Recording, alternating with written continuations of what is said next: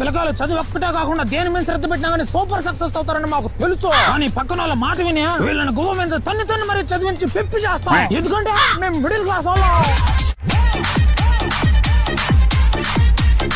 కూతురుకు పెళ్లి చేసేటప్పుడు మంచి మనసున్నోడికి తెలివిగలవాడికి ఇచ్చి పెళ్లి చేస్తే ఆనందంగా ఉంటుందని మాకు తెలుసు. అయినా గానీ బాగా ఆస్తులున్న ఒక సాడిస్ట్ వెతికి మరి పెళ్లి చేసేస్తాం. ఎందుకంటే మేము మిడిల్ క్లాస్ వాళ్ళం.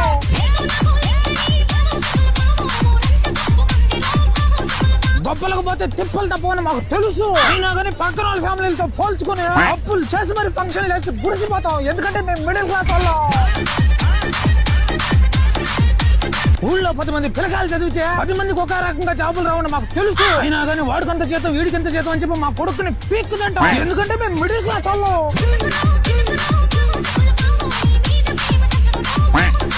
మా చుట్టాలే మమ్మల్ని సంకనాకి ఇస్తున్నారని మాకు తెలుసు.